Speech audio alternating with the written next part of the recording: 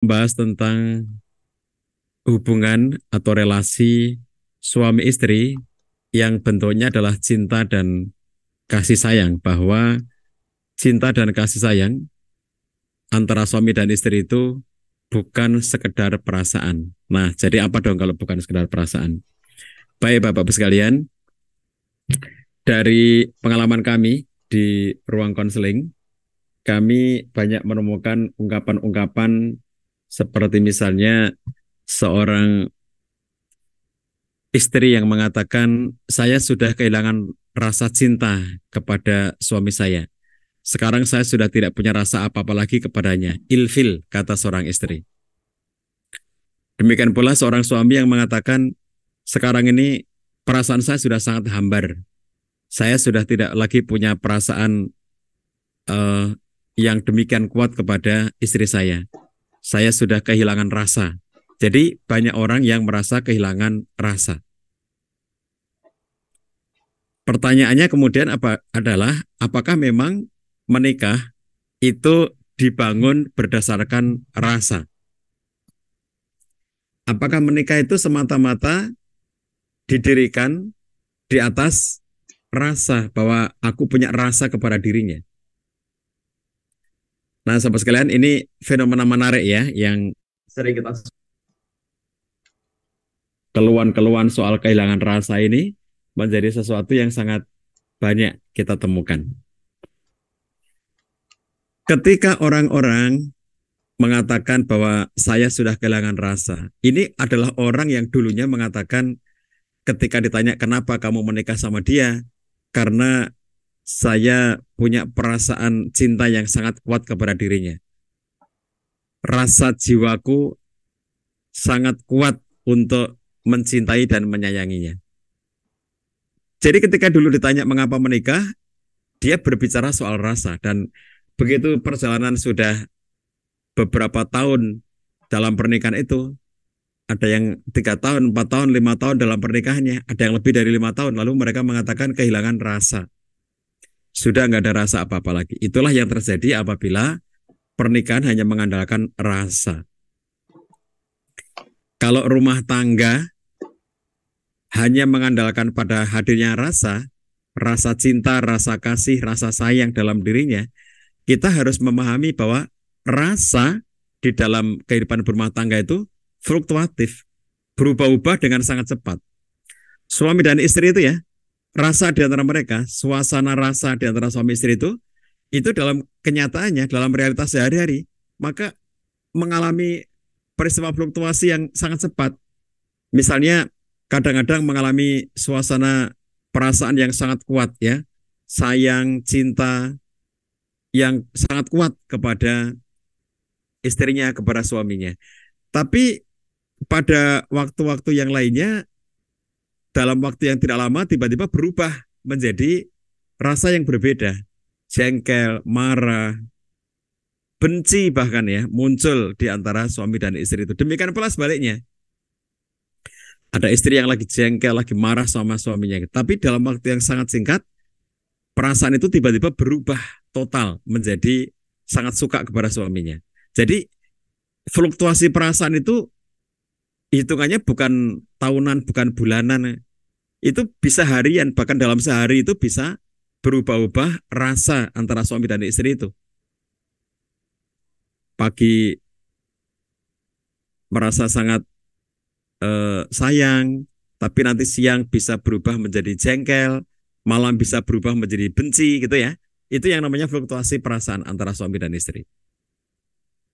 Contohnya seorang istri yang lagi jengkel sama suaminya, dia melihat postingan suaminya, eh, dia menganggap bahwa postingan suaminya itu sedang sedang menyindir dirinya. Maka dia tersinggung, dia marah, ini mesti ngomongin aku gitu. Tulisannya di Instagram atau di Facebook atau di Twitter, di X tentang ini, itu mesti sedang nyindir aku. Jadi dia marah, awas nanti kalau pulang, awas nanti kalau dia datang, nanti akan aku marahi gitu ya. Nah, ketika sore hari, saatnya suami pulang itu ya, istrinya menunggu di rumah dengan rasa jengkel, dengan rasa marah. Dia sudah siap melabrak suaminya karena postingan tadi siang yang ditulis oleh suaminya saat di kantor. Dia merasa sedang menyindir dirinya. Dengan segala kejengkelan, dengan segala kemarahan, awas kalau nanti pulang. Sore hari pada saat menjelang suaminya pulang itu dia sudah siap dengan berbagai macam tindakan. Apa yang akan dilakukan nanti kalau suaminya pulang? Dia akan persoalkan kenapa postingannya kayak gitu, kenapa dia menyindir dirinya lewat medsos. Tapi ketika suaminya pulang sore hari jam 4:30 biasanya suami sampai rumah, baru masuk ke rumah, ketuk pintu assalamualaikum, belum lagi bicara apa-apa, tiba-tiba suaminya itu berbeda dengan hari-hari biasa. Dia bilang sama istrinya, dek, Masya Allah hari ini ada kejutan dek. Tadi pagi itu sebelum aku, tadi sore ini tadi, sebelum aku pulang, aku dipanggil oleh atasan. Dan aku diberitahu bahwa aku dapat reward yang selama ini aku nggak pernah tahu bahwa aku itu dapat reward. Ini dek, aku dapat reward dari atasan ini 10 juta untuk kamu semuanya ya. Dikasihkan uang 10 juta itu ke istrinya. Yang tadinya marah, yang tadinya jengkel, yang tadinya pengen melabrak suaminya, hilang itu rasa itu. Tiba-tiba dia langsung sayang sama suaminya gitu ya. Dalam hitungan detik rasa itu bisa berubah. Coba Anda perhatikan. Demikian pula seorang suami ya, ketika dia pagi-pagi itu salah ngomong sama istrinya. Ini kalau Anda pernah lihat video pendek yang tersebar di TikTok dan di Instagram ya beberapa waktu yang lalu, seorang perempuan yang menangis dan curhat pada pada temannya. Dia bilang, aku sudah nggak tahan sama suamiku, aku mau gugat cerai. Kenapa kamu pengen gugat cerai suami kamu? Ya masa tadi pagi-pagi dia sudah nyuruh aku bikin kopi, kata dia. Kata temannya, loh emang kenapa? Masa cuma disuruh bikin kopi aja harus membuat kamu itu marah dan menggugat cerai suami kamu? Kata orang ini, lah ya masa tadi pagi-pagi dia bilang sama saya, Yuni tolong buatin aku kopi gitu. Loh kalau cuma disuruh bikin kopi kenapa aku marah? Kata temannya, iya tapi kan namaku bukan Yuni gitu kata orang itu. Jadi gara-gara suaminya salah sebut nama ya, dia bukan Yuni tapi kata suaminya, Yuni tolong buatan aku kopi. Marahlah istrinya. Jadi yang semula tadi baik-baik saja gitu, hanya gara-gara nyeletuk kata yang salah. Yuni, tolong buatan aku teh, kopi. Padahal nama istrinya bukan Yuni, maka istrinya itu, lalu yang kamu sebut itu siapa? Yuni itu siapa? Kamu simpan di mana? Siapa dia itu? Wah itu bisa menjadi perkara besar di sepanjang kehidupan, berpuluh tahun tidak akan selesai tema tentang Yuni ini gitu. Nah jadi salah sebut nama itu bahaya gitu ya, dan suaminya disurigai, berarti kamu itu punya Yuni yang kamu sembunyikan dari aku gitu. Nah, itu sesuatu yang kemudian kalau kita lihat di dalam realitas sehari-hari, kita menemukan ada suami yang salah sebut dan pada akhirnya kemudian menjadi perkara besar dalam kehidupan berumah tangga. Ini namanya fluktuasi perasaan ya, bahwa antara suami dan istri itu sangat fluktuatif, luar biasa, cepatnya perubahan rasa itu. Oleh karena itu, menikah dan hidup berumah tangga itu nggak bisa mengandalkan rasa ya, rasa cinta semata-mata itu nggak bisa, bahwa itu adalah menjadi ikatan yang ikatan yang diutamakan gitu ya, itu nggak bisa kayak begitu. Sahabat sekalian, kalau kita lihat ikatan yang paling lemah dalam pernikahan itu ya, jadi ada sangat banyak jenis ikatan dalam pernikahan kita. Dan ikatan yang sangat lemah itu adalah ikatan perasaan. Kenapa? Karena rasa itu sesuatu yang sangat abstrak dan fluktuatif. Timbul, tenggelam, antara ada dan tiada. Sangat mudah hadir, tetapi juga sangat mudah hilang. Seperti cerita saya tadi. Kadang hadir rasa cinta yang kuat, tapi tiba-tiba hilang dan berubah menjadi rasa jengkel, rasa marah, rasa benci. Kadang-kadang muncul rasa tidak nyaman antara suami dan istri. Ada muncul kecemburuan, tapi juga kebencian. Tapi dalam waktu cepat tiba-tiba dia bisa berubah menjadi happy dan baik-baik saja. Nah, jadi oleh karena itu yang harus kita miliki itu apa? Milikilah ikatan yang sifatnya itu profan, ikatan yang sifatnya itu transenden, ikatan yang sifatnya kuat dan memiliki landasan. Kalau hanya kita berbicara tentang perasaan-perasaan gitu ya, maka ini menjadi sesuatu yang nanti sangat abstrak dan sangat mudah berubah-ubah. Itu tidak akan bisa menyelamatkan pernikahan kita. Nah, sahabat sekalian, semata-mata punya rasa kepada seseorang lalu menikah, rasa itu tidak akan bisa menyelamatkan pernikahan. Bahwa aku menikah dengan kamu karena aku punya rasa cinta yang kuat kepada kamu, rasa kasih yang kuat kepada kamu, lalu kita menikah, itu tidak akan bisa menyelamatkan pernikahan. Rasa seperti itu tidak akan bisa menyelamatkan pernikahan. Lalu apa yang bisa menyelamatkan pernikahan? Apabila kita punya ikatan yang kokoh. Apa ikatan yang kokoh? Itulah yang disebutkan oleh Quran, misakon ghalidho. Ikatan yang sangat kuat. Yaitu ketika kita menyadari bahwa pernikahan itu diikat oleh Allah SWT dalam sebuah akad nikah yang suci, akad nikah yang sakral.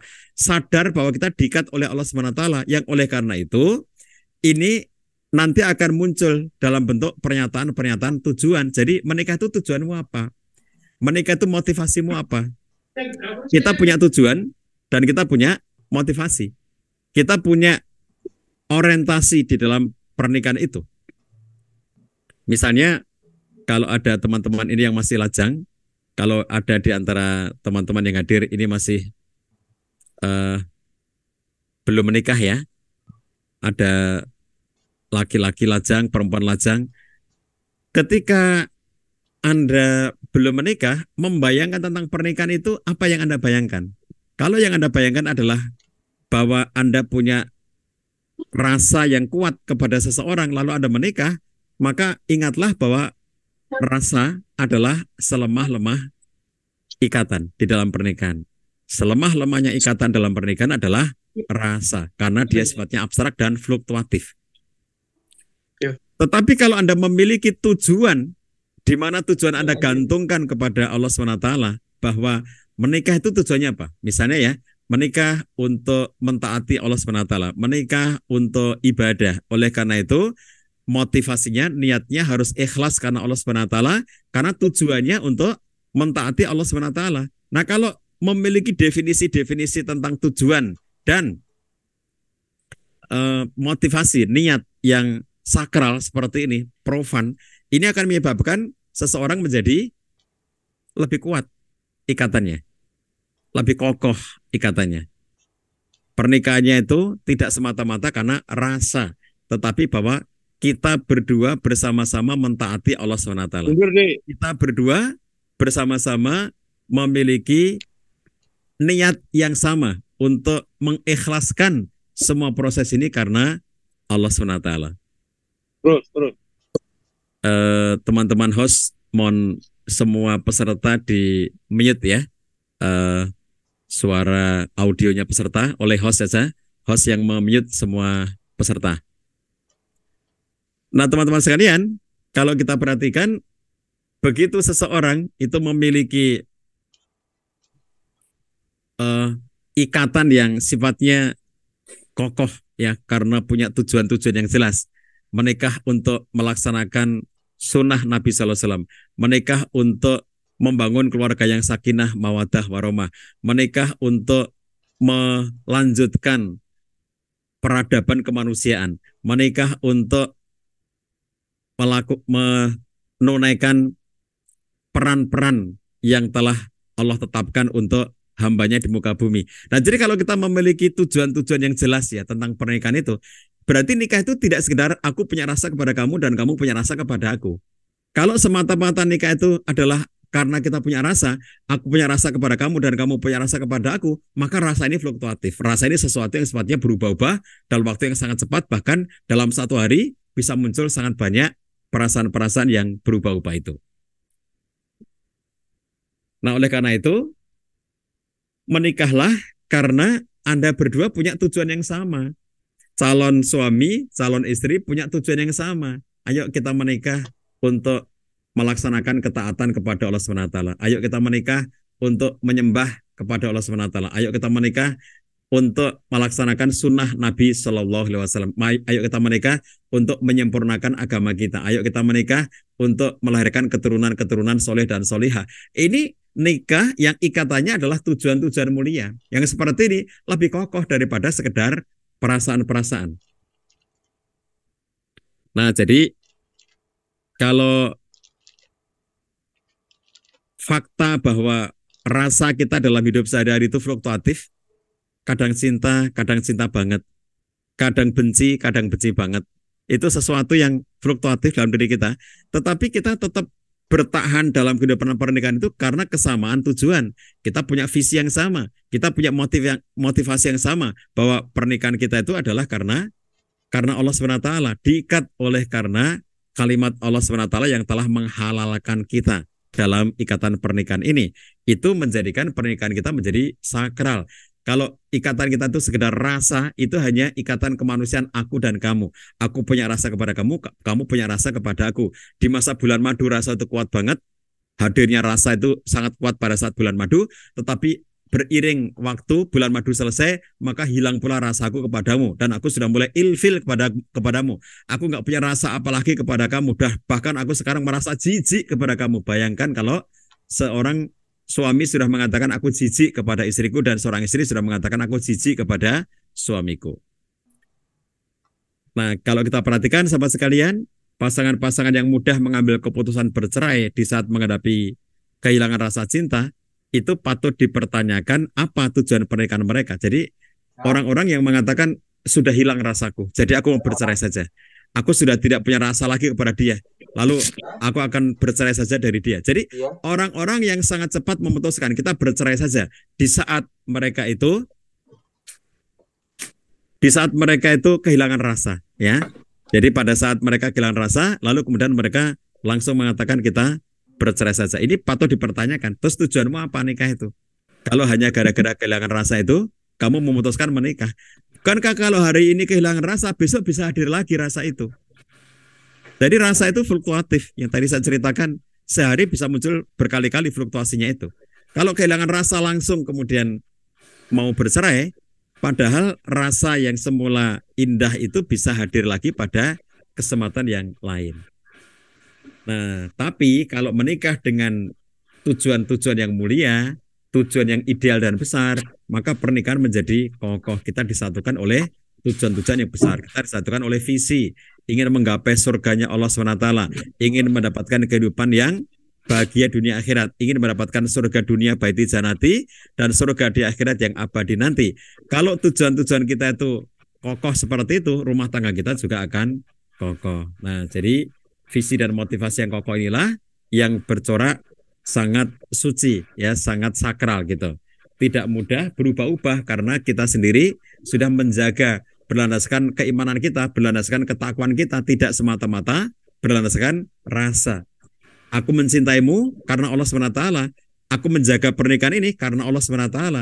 Aku mempertahankan pernikahan ini di tengah-tengah badai dan di tengah-tengah gelombang persoalan yang sangat besar menimpa rumah tangga kita karena mentaati Allah SWT, karena sedang melaksanakan ketaatan-ketaatan kepada Allah SWT. Inilah yang membuat rumah tangga kita menjadi kokoh, tidak semata-mata soal rasa. Nah, jadi realitasnya ya, kita menemukan ada sangat banyak pernikahan yang langgeng, bahagia sampai akhir usia. Tetapi juga tidak jarang kita menemukan pernikahan yang berlangsungnya sesaat saja. Nah, ini sangat banyak faktor-faktornya ya. Jadi apa yang menjadi fondasinya?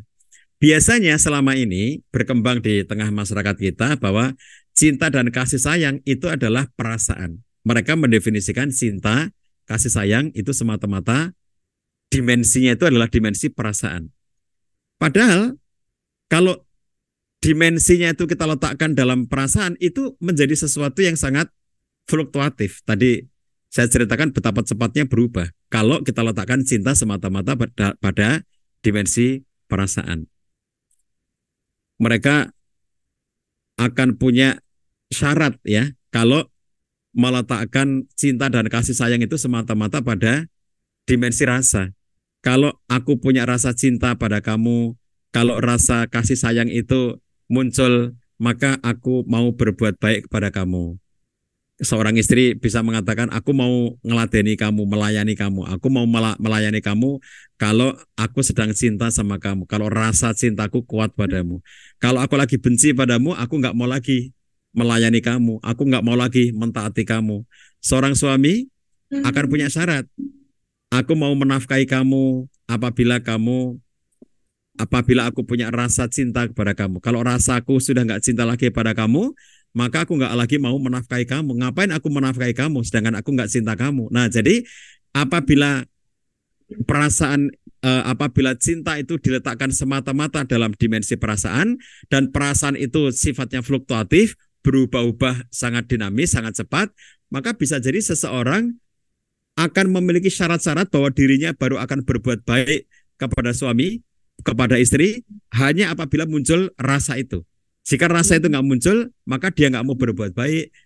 Seorang suami nggak mau berlaku lembut kepada istrinya, seorang suami nggak mau menafkahi istrinya, seorang suami tidak mau membela dan melindungi istrinya, seorang istri nggak mau melayani suaminya, seorang istri nggak mau taat sama suaminya, itu karena dia merasa telah kehilangan rasa. Jadi akhirnya hanya gara-gara kehilangan rasa, lalu kemudian dia menjadi tidak mau melaksanakan ketaatan-ketaatan atau kewajiban-kewajiban. Nah, jadi kalau begitu apa dong memahami cinta dan kasih sayang itu? Lah ini yang Bapak Ibu sekalian ya, yang perlu kita pahami, cinta itu bukan sekedar perasaan. Ada dimensi perasaannya ada, tetapi jangan semata-mata meletakkan cinta itu dalam dimensi perasaan. Cinta itu harus kita pahami sebagai pilihan. Ya, sahabat sekalian, cinta adalah pilihan. Kalau kita meletakkan cinta dalam dimensi pilihan, dia akan lebih kuat daripada kita meletakkannya dalam dimensi perasaan. Jadi, kalau cinta itu adalah hasil sebuah pilihan, maka mereka bisa memilih ya, bahwa mereka akan memilih untuk terus mencintai. Mereka bisa memilih untuk tetap melaksanakan kebaikan-kebaikan kepada pasangannya itu. Ini yang akan menyebabkan cinta menjadi cinta yang aktif apabila kita letakkan dalam bingkai pilihan, tidak semata-mata dalam bingkai perasaan. Kalau kita letakkan dalam bingkai perasaan, maka cinta menjadi sesuatu yang abstrak dan tidak aktif. Tetapi karena tidak aktif itu karena hanya menunggu rasa itu hadir. Tetapi kalau kita letakkan dalam bingkai pilihan, maka aktif untuk memilih, aktif membangun kesadaran. Membangun kesadaran sepenuhnya bahwa aku memilih untuk mencintai. Nah, jadi sahabat sekalian, perhatikan ya, ini seorang laki-laki. Dulu ketika Anda menikah, ketika Anda melamar istri Anda, dulu dia belum menjadi istri Anda merasa tertarik, Anda merasa cocok, Anda melakukan komunikasi dan pada akhirnya setuju untuk menikah, lalu Anda datang melamar.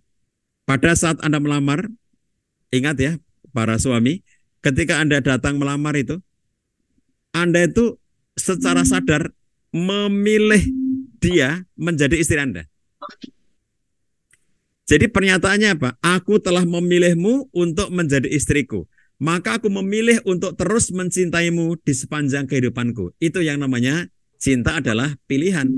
Karena aku telah memilih kamu sebagai istriku, maka aku memilih untuk terus-menerus mencintaimu di sepanjang kehidupanku.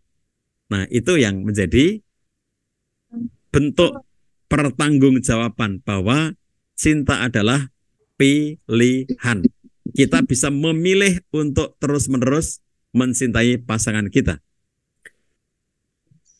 Sebagaimana seorang istri, dulu ketika proses kenalan, ta'aruf, kemudian sepakat untuk menikah, lalu akhirnya yang calon laki-laki datang ke rumah, melamar, lalu Anda menyatakan menerima, Anda sadar telah memilih dia untuk menjadi suami Anda. Sebagai seorang perempuan lajang, pada waktu itu secara sadar Anda telah menyatakan menerima pinangannya.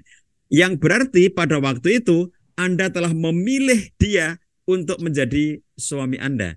Jadi pernyataannya adalah aku telah memilihmu untuk menjadi suamiku. Maka aku memilih untuk terus-menerus mencintaimu di sepanjang kehidupanku. Ini dia dampak apabila cinta itu dipahami dalam bingkai pilihan, bukan dalam bingkai perasaan.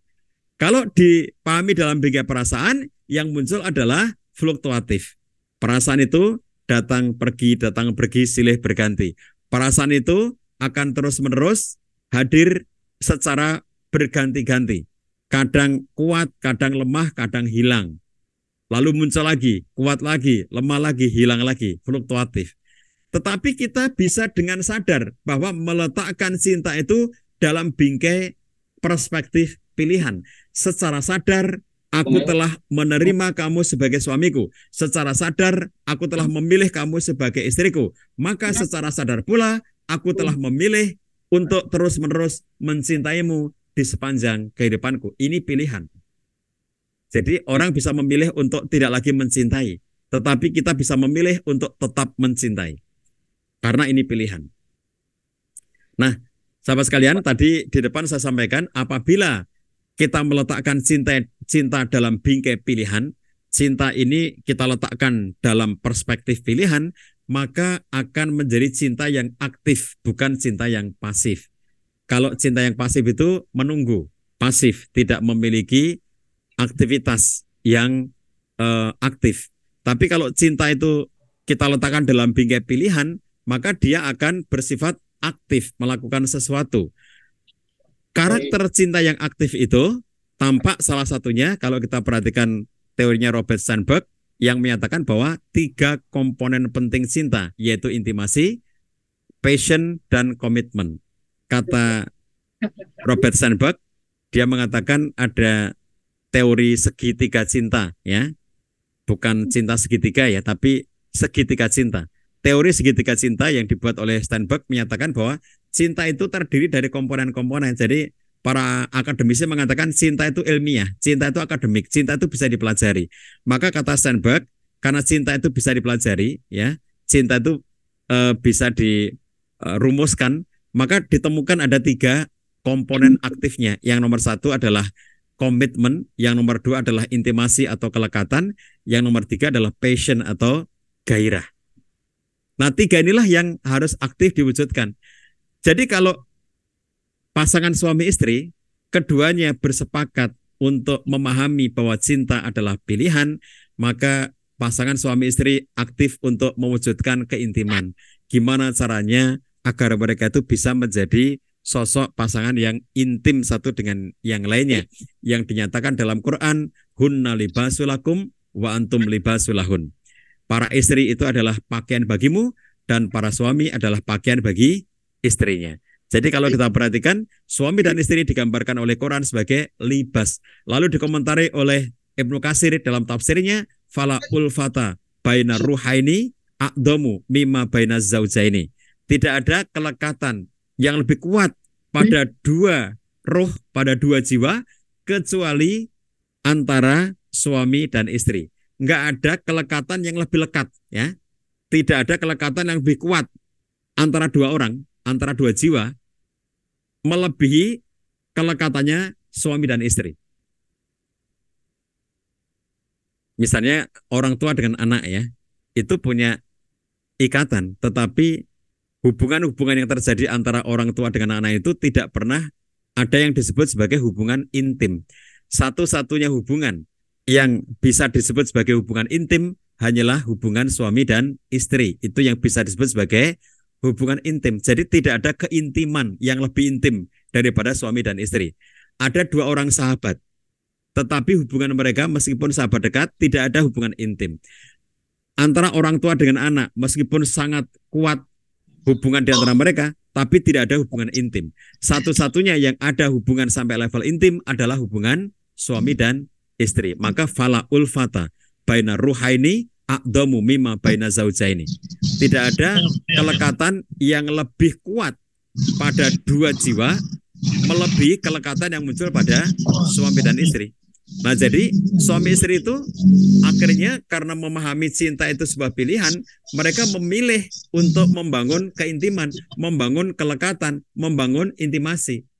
Suami dan istri aktif untuk mewujudkan gairah, passion. Jadi bagaimana ketika gairahnya sudah mulai kendur, gairahnya sudah mulai hilang karena tertelan oleh kesibukan, tertelan oleh rutinitas kehidupan. Lalu mereka berupaya bagaimana secara aktif menghadirkan kembali gairah itu.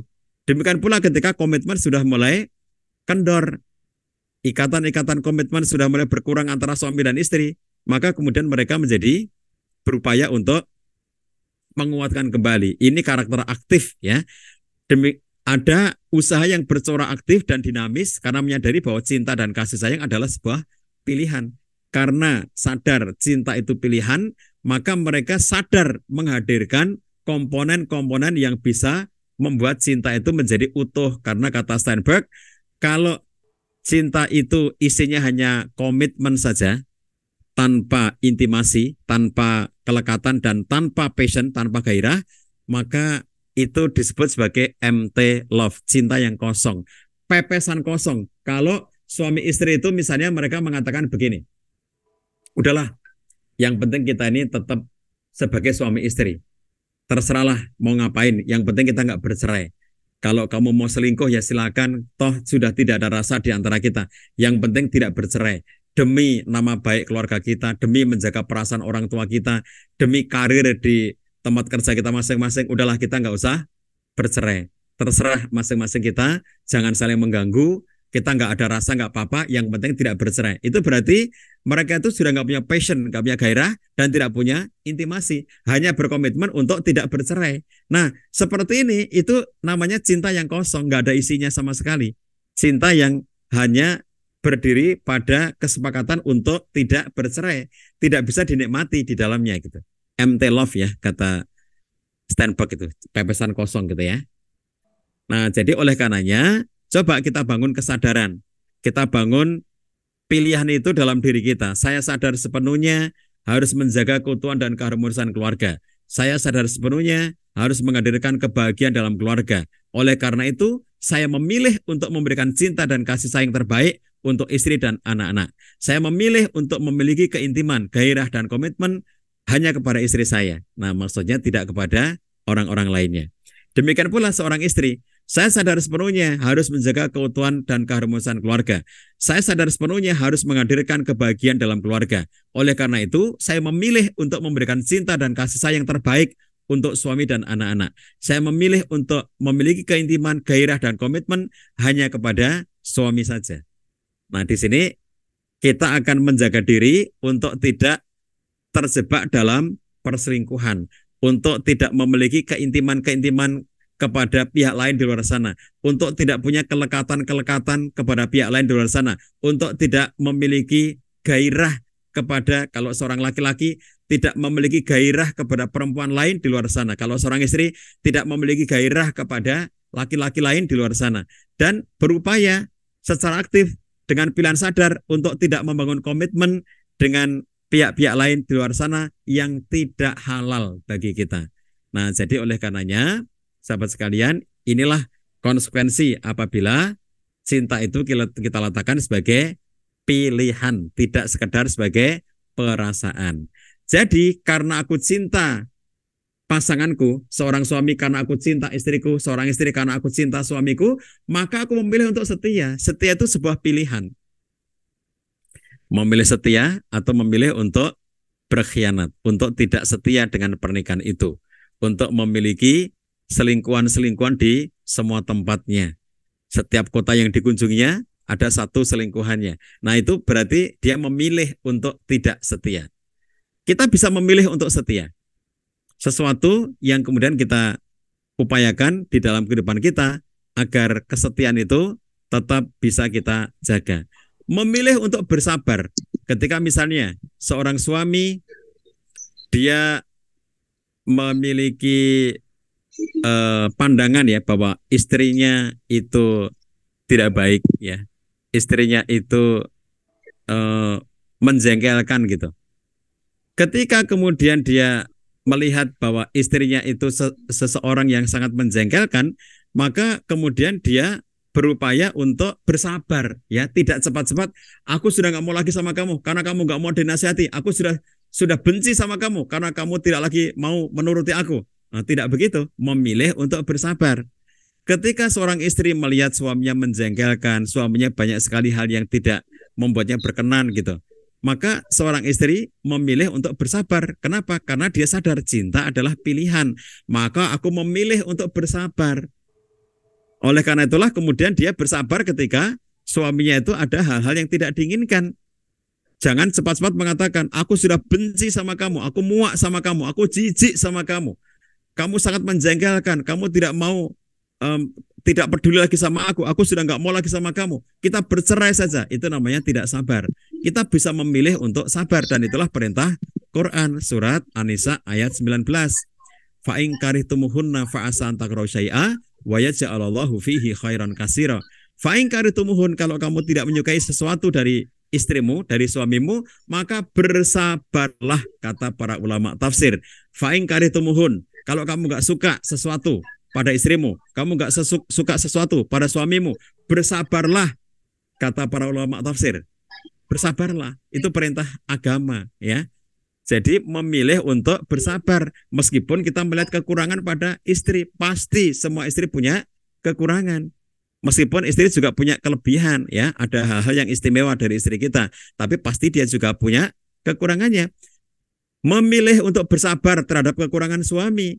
Pasti semua suami punya kekurangan, meskipun suami juga punya kelebihan, punya keutamaan-keutamaan, tapi pasti juga punya kekurangannya. Memilih untuk bersabar, kenapa? Karena cinta adalah pilihan. Memilih untuk mengerti, memahami, ya, kenapa ada perilaku begini pada istriku, kenapa ada perilaku begini pada suamiku. Seorang suami heran kenapa istriku cerewet banget, ngomong terus, omongnya nggak berhenti-berhenti, sampai yang nggak penting saja diomongin. Coba pahami karakter perempuan. Seorang istri heran dengan suaminya, kenapa suamiku diam saja di rumah, nggak ada omongannya sama sekali. Saking diamnya, sampai yang penting-penting saja nggak pernah diomongkan. Itu kata istrinya. Coba memilih untuk mengerti, ya. Kenapa istriku banyak ngomong? Kenapa suamiku sedikit ngomong? Kenapa istriku sangat posesif, ya, sangat pengen ngerti segala sesuatu. Dan kata seorang suami, istriku itu kepo, pengen ngerti segala sesuatu. Sementara kata istrinya, suamiku tuh cuek, tidak pernah peduli dengan aku. Coba bayangkan, kenapa muncul sikap itu pada istrinya? Kenapa muncul sikap itu pada suaminya? Itu adalah latar belakangnya. Maka memilih untuk mengerti, memilih untuk memahami. Jadi ada seorang istri yang heran dengan perilaku, dengan tabiat, dengan karakter suaminya. Dia mengatakan, suami saya itu kayak musim di Indonesia, sulit ditebak. Saya sangat sulit untuk memahami suami saya. Lalu kata suaminya, yang dia juga merasa kesulitan untuk memahami istrinya, memahami karakter istrinya, dia bilang, istri saya itu kayak harga-harga di Indonesia, sangat sulit untuk ditebak, mudah banget berubahnya. Jadi dua-duanya merasa terheran-heran. Kenapa karakter suamiku begini, kenapa sifat istriku begini, memilih untuk mengerti ketika terjadi situasi seperti itu.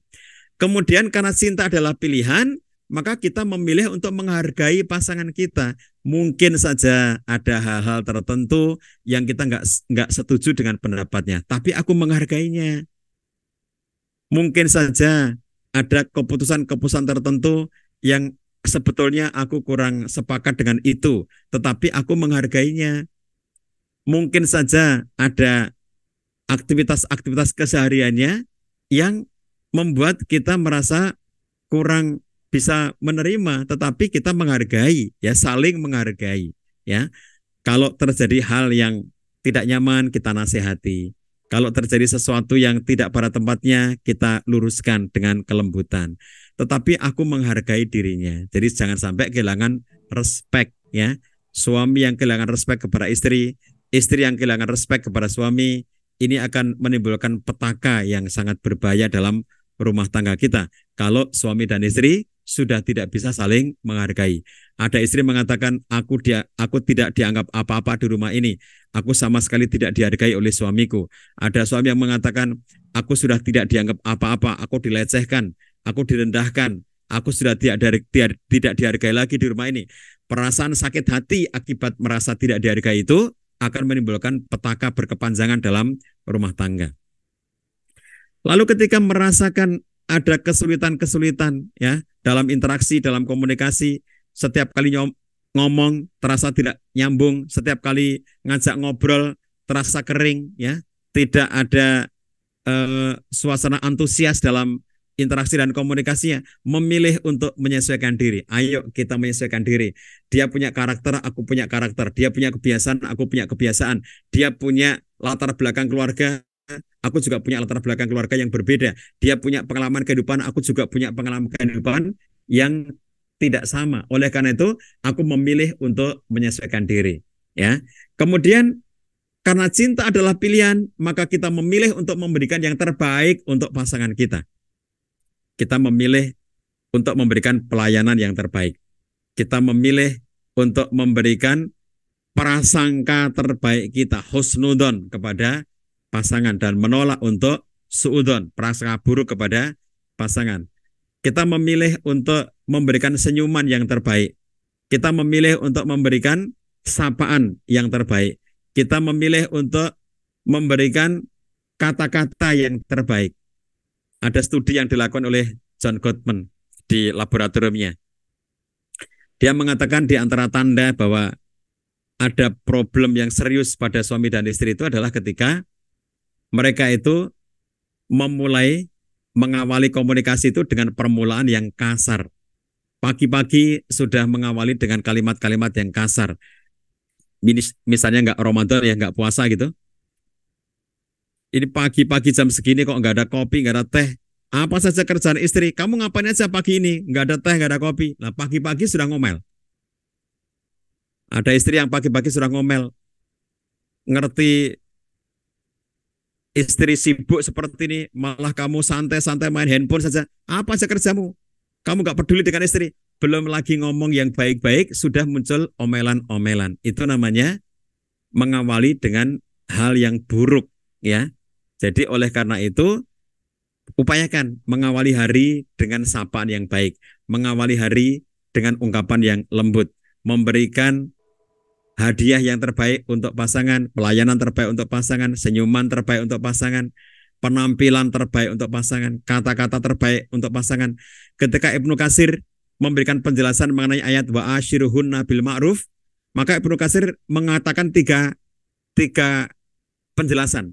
Wa ashiruhunna bil ma'ruf, itu kata Ibnu Katsir adalah berbuatlah yang terbaik untuk pasanganmu. Jadi kalau ini dari suami kepada istri, maka lakukan perbuatan terbaik untuk istrimu. Yang kedua, miliki kata-kata yang terbaik untuk istrimu. Yang ketiga, miliki penampilan yang terbaik untuk istrimu. Jadi tiga, kata-kata wa ashiruhunna bil ma'ruf itu artinya berikan perbuatan yang terbaik, tindakan terbaik. Nomor duanya, berikan kata-kata kalimat yang terbaik. Yang ketiga, berikan penampilan yang terbaik. Jadi ini perintah Quran. Memberikan yang terbaik itu perintah Quran. Wa ashiruhunna bil ma'ruf berdasarkan penjelasan Ibnu Katsir. Kemudian karena cinta adalah pilihan, maka kita memilih untuk mengalah di dalam hal-hal yang itu bukan terkait dengan dosa dan kemaksiatan. Contohnya gini, hanya urusan-urusan yang kaitannya itu dengan ketersinggungan pribadi. Misalnya istri ngomong dengan nada tidak enak, lalu suaminya marah. Nah coba kalau yang seperti ini ya, cobalah belajar untuk mengendalikan diri. Udahlah, kalaupun istri ngomongnya nggak enak gitu, ngalah aja ya. Jangan sampai meledak emosi hanya gara-gara cara ngomong istri yang tidak nyaman. Kalau ada suami ya yang ketika menjawab pertanyaan istri itu dengan jawaban yang sekenanya dan membuat istrinya tersinggung, cobalah mengalah sajalah. Toh itu tidak terkait dengan aspek-aspek yang berkaitan langsung dengan dosa atau pelanggaran atau kemaksiatan. Itu hanya komunikasi manusiawi yang kadang-kadang cara komunikasi yang nggak nyaman, kadang-kadang wajahnya tidak cerah, kadang-kadang cara mengungkapkannya tidak tepat, kadang-kadang cara atau momentum waktunya yang tidak tepat sampai akhirnya membuat suasana yang tidak nyaman. Itu kan sesuatu yang sifatnya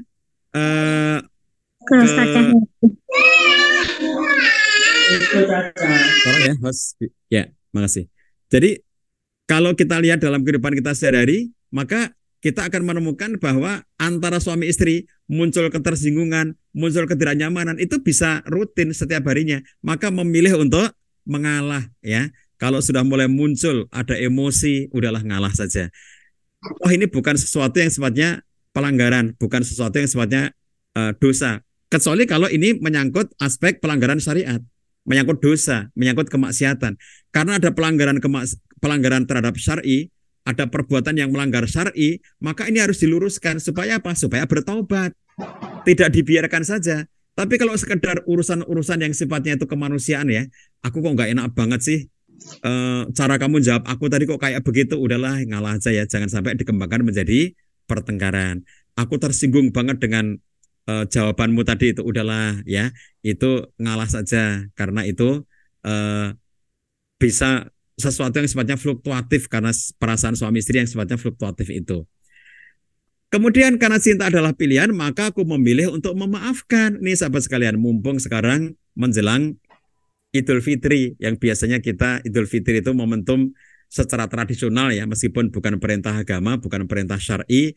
Kalau Idul Fitri itu kita saling memaafkan, meskipun nggak ada tuntunan agamanya, nggak ada perintah saling memaafkanlah waktu Idul Fitri, itu nggak ada ya. Tetapi ini budaya ya, dan budaya yang baik-baik saja, wong saling memaafkan ya.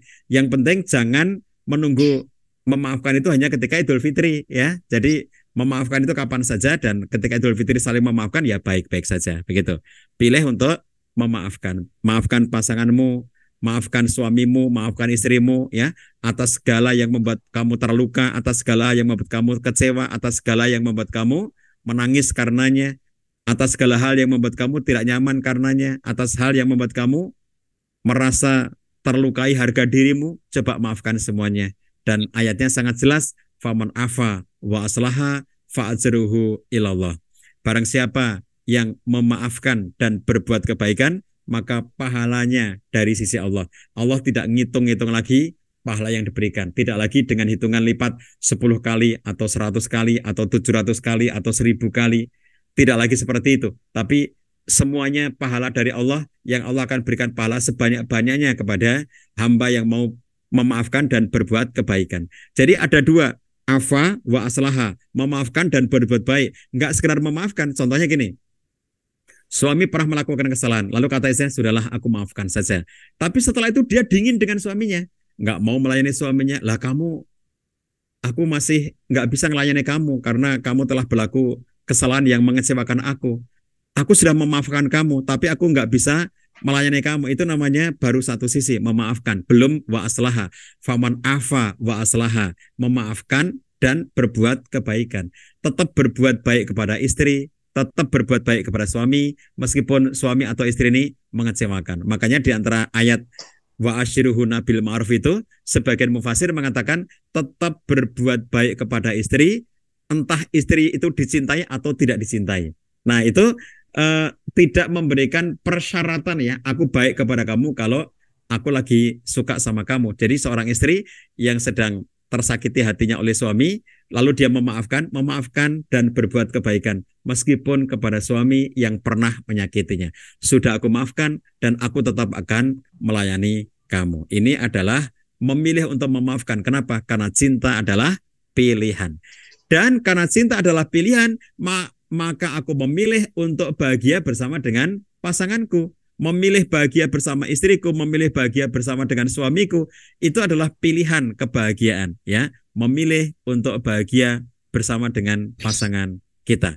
Itu karena cinta adalah pilihan. Nah, oleh karena itu sahabat sekalian, memahami bahwa cinta adalah pilihan ya, kita bisa memilih untuk melakukan hal-hal terbaik di dalam kehidupan kita bersama dengan pasangan kita. Jadi kata kuncinya sahabat sekalian, karena aku telah memilih kamu sebagai istriku, maka aku memilih untuk terus-menerus mencintaimu di sepanjang kehidupanku. Karena aku memilih kamu sebagai suamiku, maka aku memilih untuk terus-menerus mencintaimu di sepanjang kehidupanku. Begitu ya sahabat sekalian, mudah-mudahan bermanfaat. Kita sambung nanti dengan diskusi. Saya kembalikan kepada Mas Lutfi. Assalamualaikum warahmatullahi wabarakatuh. Waalaikumsalam warahmatullahi wabarakatuh. Baik, terima kasih Pak Jah untuk penyampaian materinya.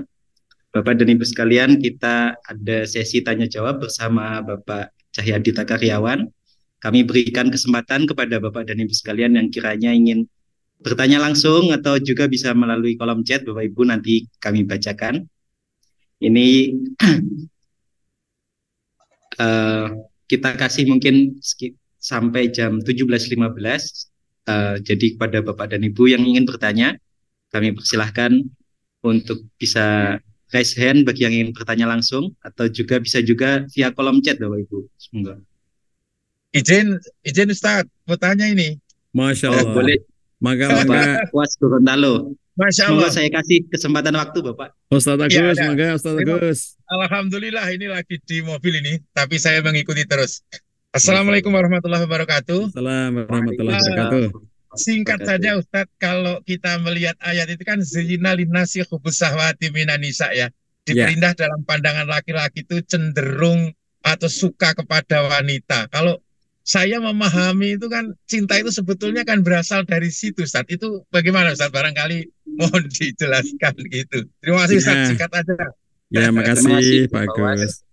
Ya, alhamdulillah ya, kalau kita dalam Islam itu lengkap, semua tuntunan itu ada, termasuk misalnya ketika Allah SWT menyatakan kepada kita, Allah itu membuat indah pada pandangan kita, hubus syahwat, kecintaan kepada syahwat minanisa. Ini berarti harus dipahami sebagai timbal balik ya. Laki-laki itu punya ketertarikan dengan perempuan dan perempuan itu punya ketertarikan kepada laki-laki, dan tidak ada ketertarikan yang lebih kuat ya dibandingkan dengan ketertarikan antara laki-laki dan perempuan itu.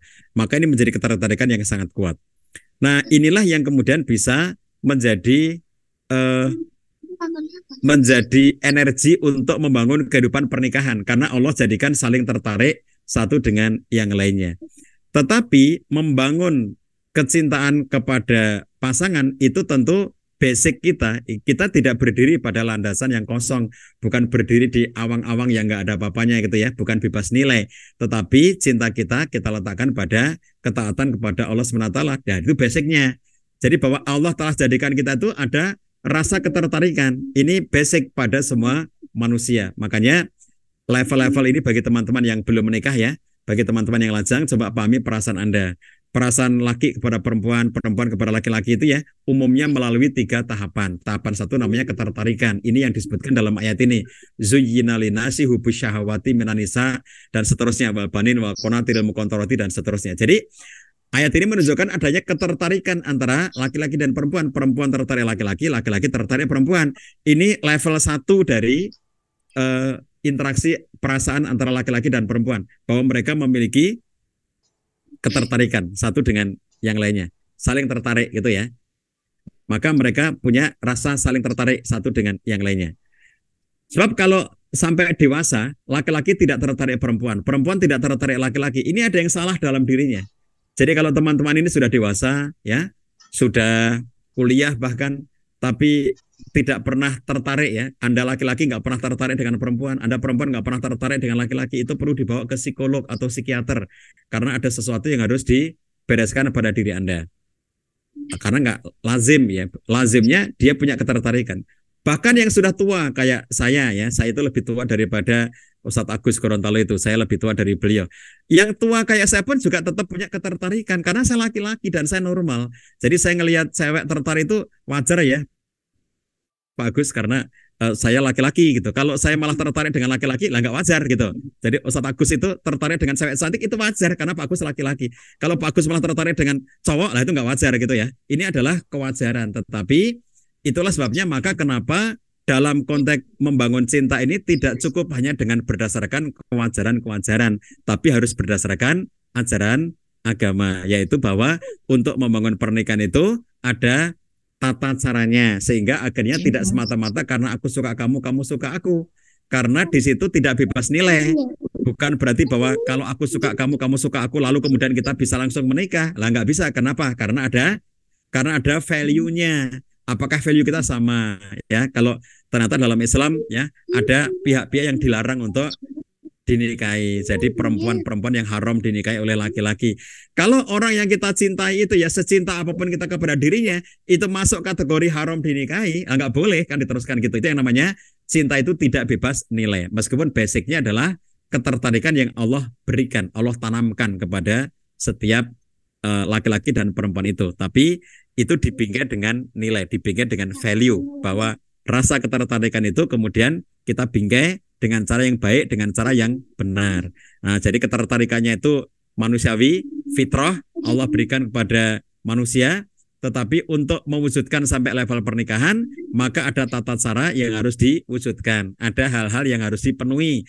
Apakah dia kategorinya boleh dinikahi atau tidak. Kalau nggak boleh, maka tidak peduli kamu secinta apa kepada dia, kamu nggak boleh menikahinya. Kenapa? Karena dia tidak boleh kamu nikahi, masuk kategori orang yang haram kamu nikahi. Nah, semacam itu. Ini membuktikan bahwa tidak semata-mata unsur perasaan, tetapi kita harus memiliki kendali bahwa kita meletakkan diri kita pada ajaran-ajaran yang telah ditentukan oleh Quran maupun Sunnah Nabi Sallallahu Alaihi Wasallam. Selamat jalan Pak Agus, hati-hati di perjalanan sampai tujuan.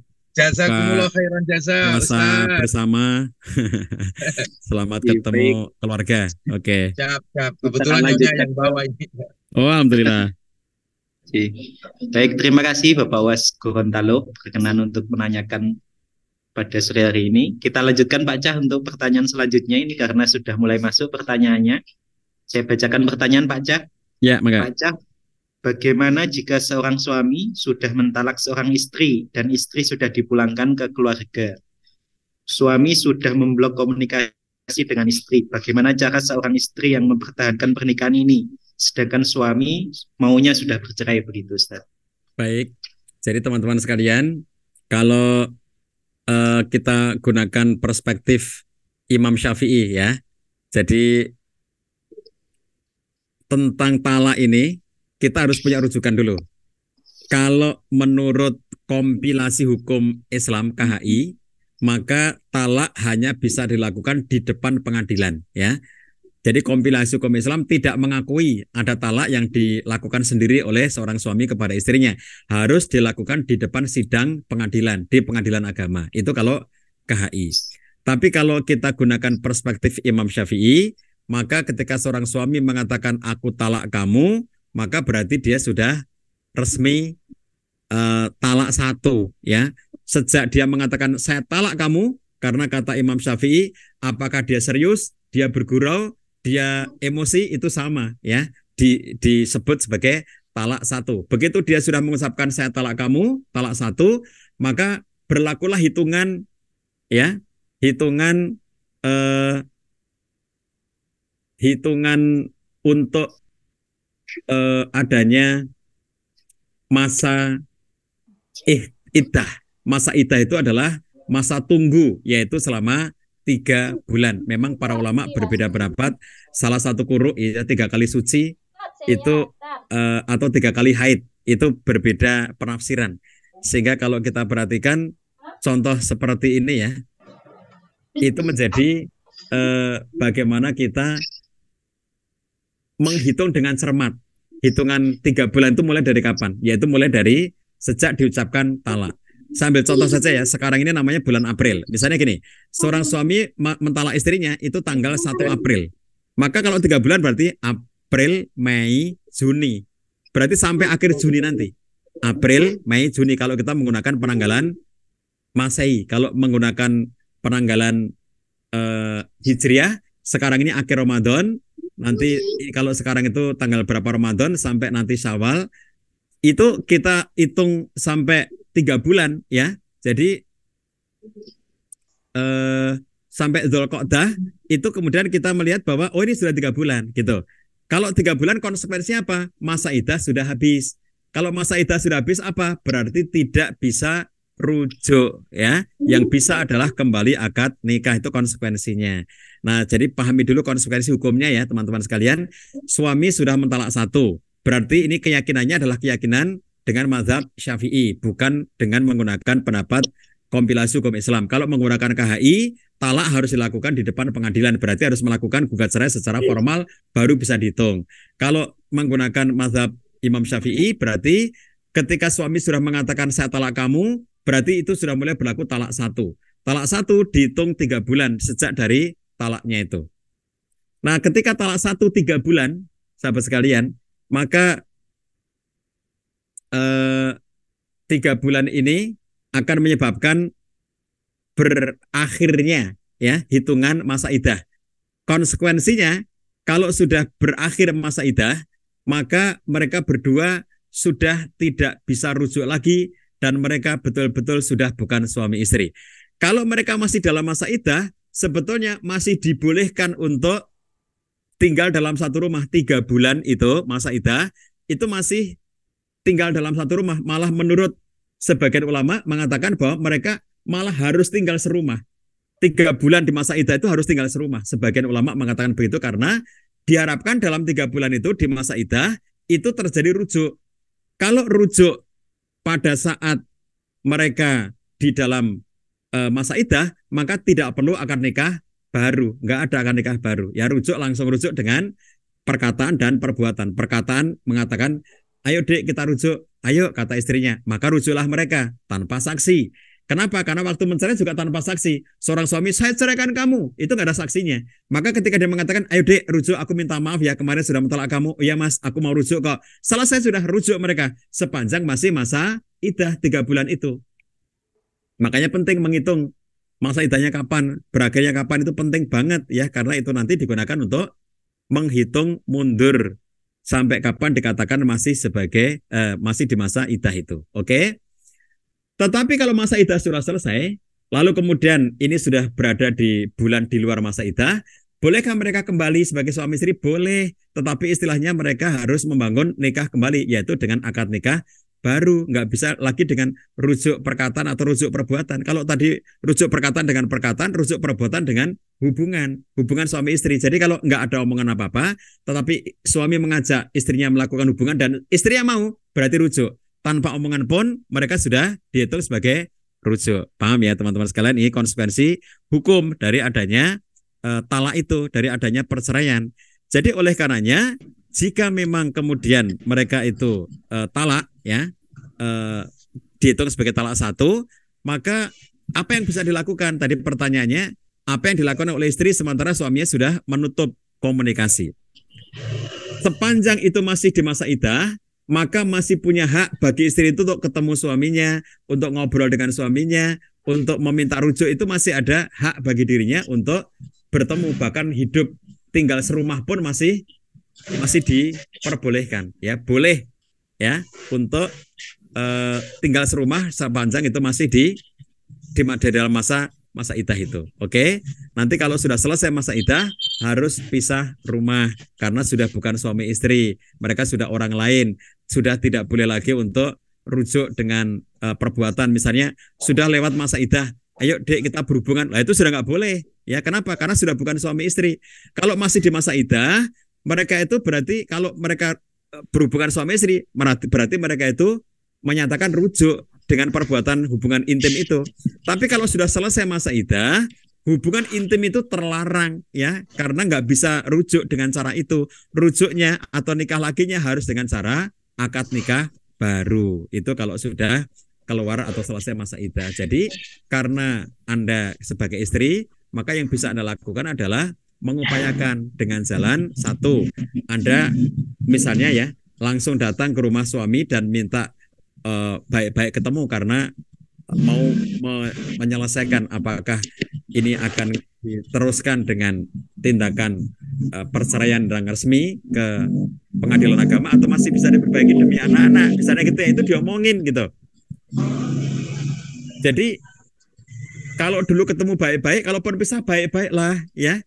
Hanya gara-gara ketersinggungan lalu kemudian menutup akses informasi, nggak bisa komunikasi lagi, udahlah buka, kemudian ngobrol, kalau ada salah minta maaf, kalau bisa diperbaiki dan lanjutkan hubungan pernikahan.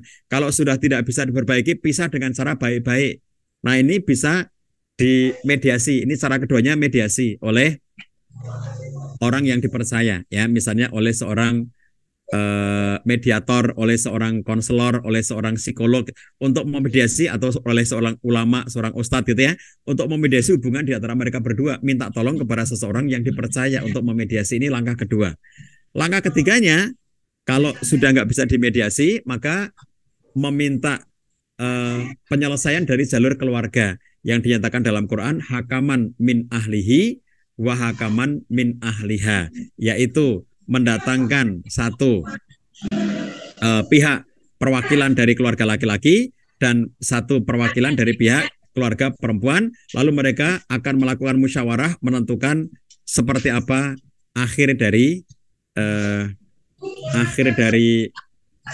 perjalanan pernikahan mereka. Itu ditentukan oleh hakaman min ahli wa hakaman min ahliha, itu ya, dua pihak yang kemudian berupaya untuk mendamaikan dan mengambil keputusan. Nah, itu langkah-langkahnya. Anda masih punya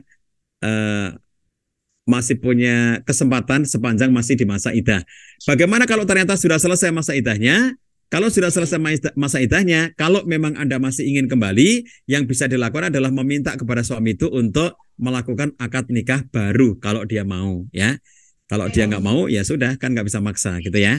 Jadi yang paling penting adalah mengupayakan terlebih dahulu untuk adanya pertemuan, komunikasi agar bisa klarifikasi dan bisa, kalau ada yang salah minta maaf, kalau ada yang tidak benar bisa dibenarkan, begitu ya. Itu yang bisa dilakukan. Baik, maka kalau ada yang lainnya.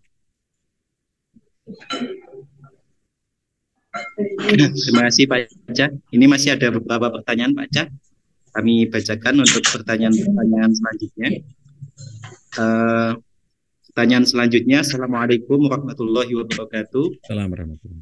Mohon maaf bertanya, bagaimana menjaga hubungan dengan suami lahir dan batin? Karena kondisi saat ini jarak kami jauh. Beliau kuliah S3 di luar negeri, Ustadz. Mohon nasihat untuk pernikahan kami agar tetap sesuai tujuan awal pernikahan, yakni bisa sakinah, mawaddah, warahmah. Jazakallah. Baik, teman-teman sekalian yang sedang LDR atau LDM, long distance relationship atau long distance marriage, ada kondisi-kondisi tertentu yang kadang-kadang kita itu harus terpisah jarak, terpisah tempat ya. Kadang-kadang kita harus berada dalam situasi yang terpisah karena tugas, seperti tugas belajar tadi ya, studi ke luar negeri, ada yang tugas kerja karena suami atau istrinya ditempatkan di luar negeri, atau bisnis ya, karena suaminya sering perjalanan bisnis ke luar negeri dan seterusnya. Itu mereka-mereka yang LDR, LDM, bagaimana cara membangun hubungan yang sehat selama masa LDR itu. Sahabat sekalian, LDR itu satu kondisi yang tentu saja tidak kita inginkan ya, karena idealnya pernikahan itu adalah suami dan istri itu menjadi satu rumah ya. Selayaknya suami dan istri itu menjadi satu rumah, itu idealnya. Satu rumah, satu kamar, satu ranjang gitu ya. Satu bantal, satu selimut, itulah suami istri. Tetapi kalau memang situasi dan kondisi memaksa kita, mengharuskan kita untuk terpisah sementara waktu karena tugas, entah karena tugas belajar, entah karena tugas kerja, entah karena bisnis, atau untuk beberapa contoh yang lainnya tugas dakwah ya, itu menyebabkan harus LDR. Saya di beberapa negara di luar negeri itu ketemu dengan ustadz yang ditempatkan di satu negara oleh satu lembaga charity selama 2 tahun. Jadi ustadz ini harus terpisah dengan keluarganya selama 2 tahun karena mereka tugas untuk berdakwah di satu kawasan selama 2 tahun. Nah, ini kan contoh terpisah LDR atau LDM itu karena tugas ya, apapun jenis tugasnya. Bagaimana cara kita memahami? Nomor satu, pahami dulu bahwa ada contohnya. Siapa contohnya? Coba perhatikan. Quran memberikan kepada kita contoh yang komplit. Ada sangat banyak nabi, tetapi hanya ada 5 yang disebut oleh Allah SWT sebagai ulul azmi. Ya, ulul azmi itu Nuh, Ibrahim, Musa, Isa, Muhammad. Ya, ini 5 yang Allah sebut sebagai ulul azmi. 5 nabi yang masuk kategori ulul azmi. Dari 5 ulul azmi ini, hanya ada 2 yang Allah sebut sebagai uswatun hasanah, yaitu Nabi Ibrahim alaihissalam dan Nabi Muhammad sallallahu alaihi wasallam. Jadi dari 5 nabi yang ulul azmi itu ada 2 saja yang Allah tunjuk sebagai uswatun hasanah. Nomor 1-nya adalah Nabi Ibrahim dan nomor 2-nya adalah Nabi Muhammad SAW. Kedua-duanya memberikan contoh yang komplit dalam segala aspek termasuk dalam kehidupan berumah tangga. Dan uniknya lagi, keduanya ini mewakili dua tipe keluarga yang berbeda.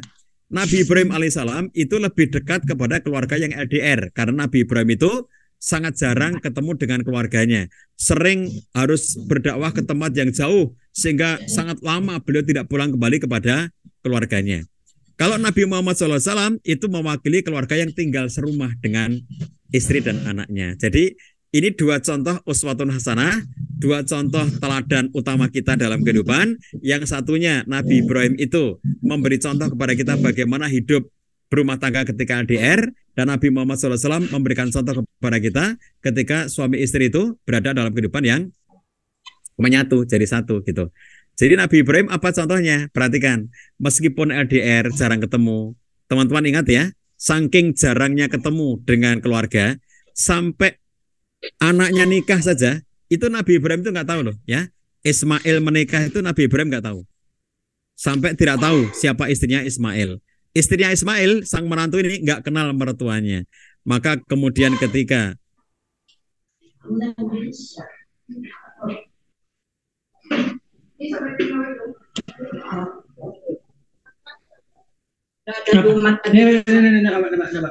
mau kemana? Masjid. Apa? Kita tunggu sebentar Bapak Ibu sekalian, mungkin aja masalah gangguan sinyal. Maaf ya, ada kendala ya, terlempar. Oke, mohon maaf, saya teruskan lagi. Jadi kalau kita perhatikan Nabi Ibrahim itu jarang ketemu keluarganya, saking jarangnya ketemu itu sampai ketika Ismail menikah itu nggak kenal siapa anak istrinya Ismail itu. Ketika Nabi Ibrahim datang itu ya, itu lalu Ibrahim bertanya-tanya kepada istrinya Ismail nggak tahu kalau itu adalah mertuanya, nggak tahu kalau itu adalah Nabi Ibrahim dan itu mertuanya nggak tahu gitu ya. Sedemikian rupa ya, sampai kemudian Nabi Ibrahim berpesan ya dalam kisah yang sangat terkenal, nanti kalau suamimu pulang sampaikan kepada suamimu bahwa hendaknya dia mengganti palang pintunya. Dan ketika kisah itu diceritakan kepada Ismail, lalu kemudian Ismail mengatakan tadi yang datang itu adalah ayahku, itu adalah Nabi Ibrahim. Pesannya itu maksudnya adalah aku disuruh menceraikan kamu. Coba bayangkan, ini seorang anak yang punya ikatan sangat kuat ya, sampai nanti dalam kisah penyembelian ya, kita ingat bagaimana dialog yang luar biasa antara ayah dengan anak ya. Meskipun Nabi Ibrahim itu jarang ketemu anaknya, tetapi mampu mendidik anaknya dengan baik, mampu membangun keluarga yang sakinah mawaddah warahmah. Nah, disinilah perlu dipahami teman-teman sekalian ya, insya Allah nanti lain waktu karena kajian kita di Lazisku ini rutin, nanti salah satu kajian kita ya, kita akan membahas tentang 10 dimensi kehadiran. Jadi gini teman-teman sekalian, jika Anda LDR ya, jika Anda LDR, maka yang hilang dari Anda itu terutama satu, yaitu kehadiran fisik. Padahal ada 10 jenis kehadiran. Jika berkurang satu, masih ada 9 jenis kehadiran yang lainnya. Anda bisa hadir dalam beberapa bentuk yang lainnya. Nah, jadi kalau lagi LDR itu tidak hadir secara fisik. Fisik artinya fisik beneran ya. Kalau misalnya fisik itu kelihatan bahwa kita misalnya kan bisa telekonferensi, kan bisa telepon misalnya gitu ya. Oke, bisa telepon. Kita bisa membangun komunikasi lewat telepon gitu ya. Tetapi ini bukanlah satu bentuk fisik yang nyata dalam artian orangnya hadir secara real situ gitu ya. Jadi kehadiran fisik itu satu dari 10 jenis kehadiran. Ada 9 yang lainnya yang tetap bisa dioptimalkan di dalam proses untuk membangun kebaikan hubungan antara suami istri itu. Nah, di antara yang penting adalah kehadiran yang bercorak spiritual, kehadiran doa, kehadiran amal soleh, kehadiran harapan yang tidak pernah putus, yaitu yang tidak boleh diabaikan. Kemudian kalau bentuk yang praktisnya adalah bagaimana membangun komunikasi dengan teknologi, ya tetap ngobrol setiap hari dengan Zoom seperti ini, dengan video call, dengan telekonferensi atau dengan cara yang lainnya. Bisa tilawah bareng kalau Ramadan seperti ini ya. Meskipun negaranya berbeda, pilih waktu yang menyebabkan suami, istri, anak-anak pakai Zoom, kita tilawah bareng-bareng. Anaknya ada yang kuliah, misalnya istri di Jogja, suami di Jerman misalnya ya, tugas belajar di sana. Anaknya yang satu kuliah di UI di Depok, yang satu kuliah di Surabaya misalnya gitu. Lalu kemudian Jadi ini 4 suami, istri, 2 anak, satunya di Jogja, satunya di Jerman, satu di Depok, satu di Surabaya. Empat-empatnya terpisah. Ini LDR, LDM. Lalu kemudian mereka tetap bisa ngaji bareng lewat Zoom. Ayo kita sepakati waktu yang tepat untuk semuanya bergabung di Zoom. Atau minimalnya ya, tetap ngobrol, tetap ada tausiah, tetap ada komunikasi, cerita ya, semuanya lewat Zoom itu. Ayo cerita, suami cerita tentang oh Jerman sekarang lagi begini. Lalu istrinya di Jogja, kondisi Jogja sekarang begini, anaknya yang di Depok, Depok sekarang begini, anaknya di Surabaya cerita. Nah, semuanya bercerita. Ini membangun kelekatan antara semua anggota keluarga. Begitu di antara cara yang bisa dilakukan. Maka kalau masih ada yang lainnya.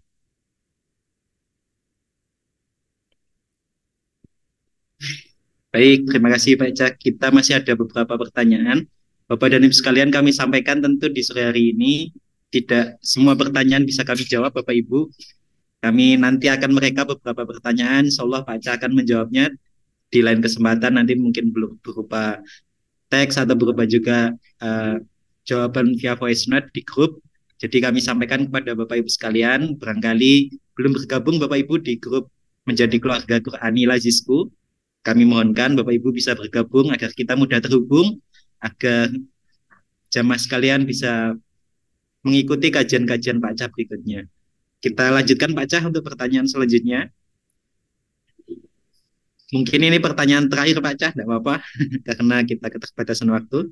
Assalamualaikum, izin bertanya Ustadz. Nah, kita tunggu Pak Cah sepertinya terlempar kembali, mungkin masalah jaringan. Kita tunggu sebentar Bapak dan Ibu.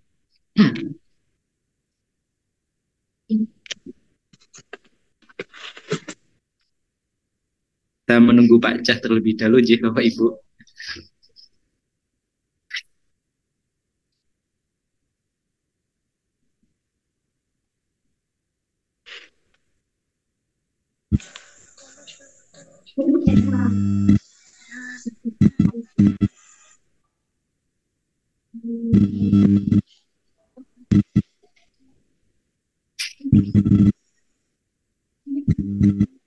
Kita tunggu sebentar karena mungkin Pak Cah.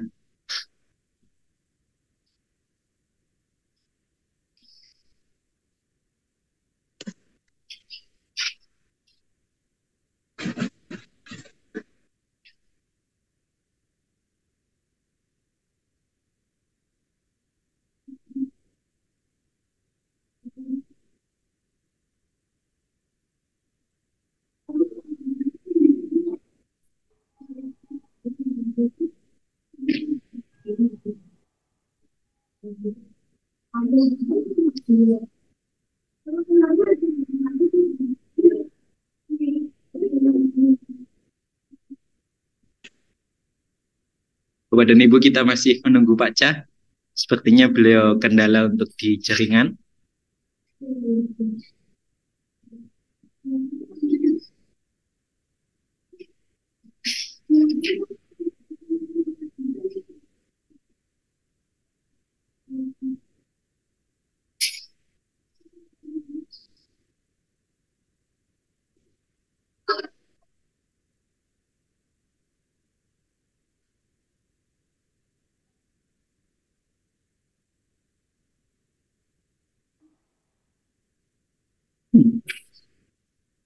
Saya coba konfirmasi ke Pak Cah terlebih dahulu, teman-teman sekalian, untuk masalah sinyalnya.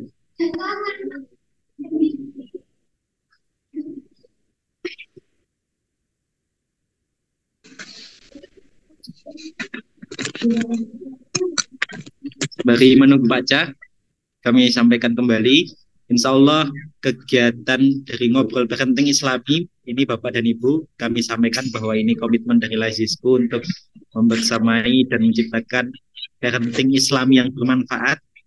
Jadi insya Allah kegiatan ini rutin setiap bulan Bapak dan Ibu. Tentu kami mengajak Bapak dan Ibu, kalau hari ini Allah mudahkan untuk ikut, semoga di pertemuan-pertemuan selanjutnya juga Bapak dan Ibu bisa mengikuti kembali sehingga semakin semarak dari kegiatan Ngobrol Parenting Islami ini. Nji, sekalian nih, saya belum absen Nji. Kami sampaikan bagi Bapak dan Ibu kiranya juga mau mengisi link presensi, kami persilahkan untuk bisa mengisi link presensi. Insya Allah nanti itu sebagai komitmen kehadiran dari Bapak dan Ibu sekalian.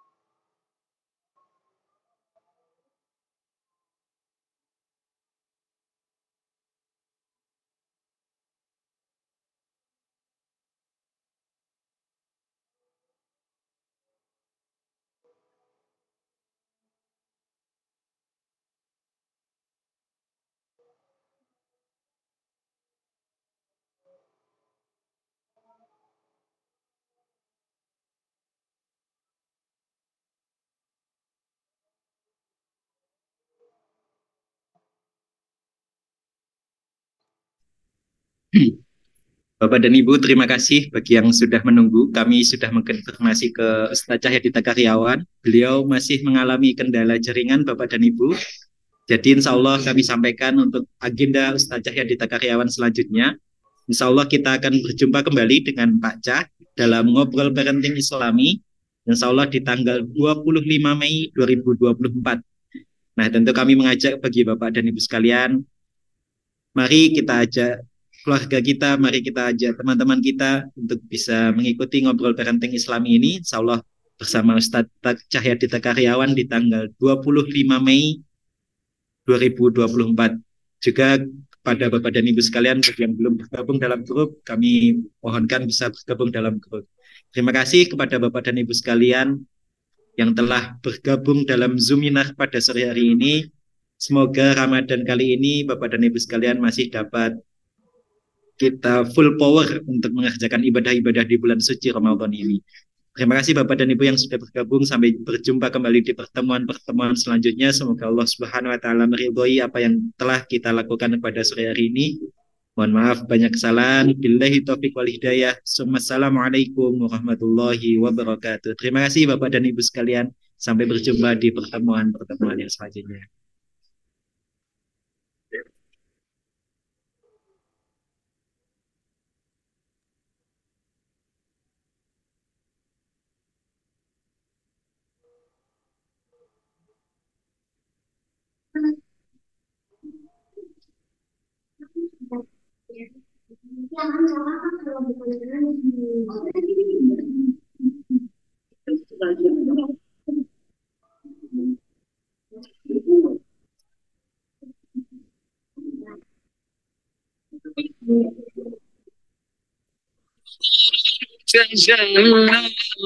ابتسم طوبى للعابد إذا اغتنما رمضان تجلى ابتسم طوبى إذا اغتنما أرضى مولاه بما التزم طوبى للنفس بتقواها رمضان زمان وحزن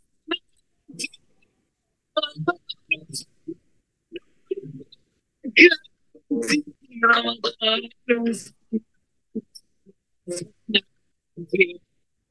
رمضان زمان البركات رمضان مجال الصلوات تسمو بالروح للمولى.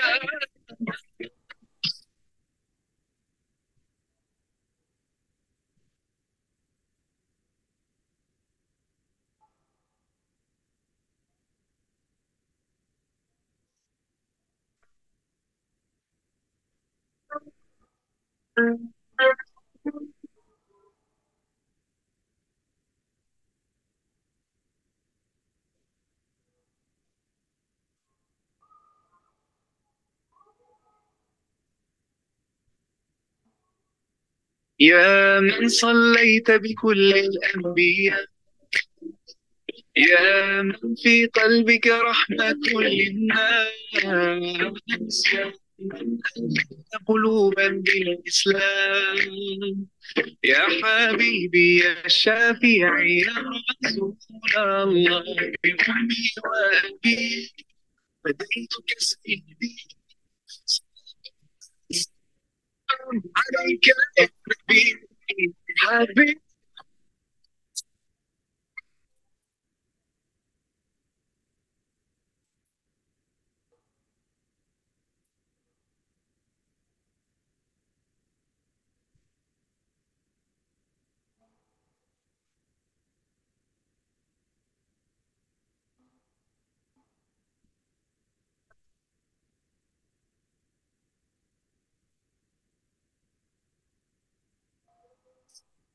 Di sini dong.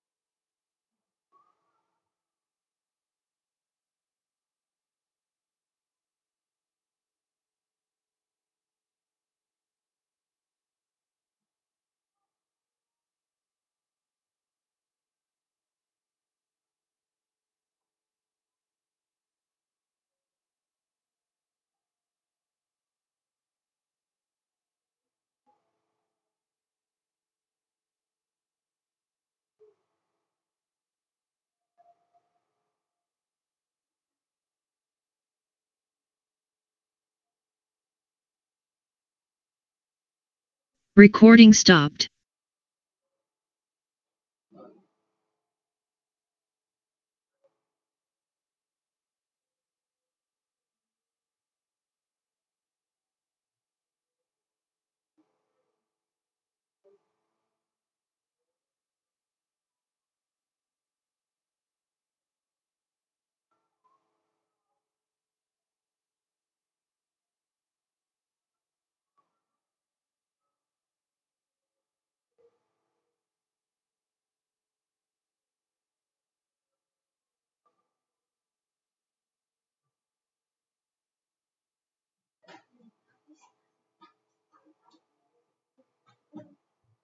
Wap, wap, udah maghrib, wap. Satu hari lagi, wap. Udah mau maghrib. Tan, mandi terus sholat. Oke? Sultan.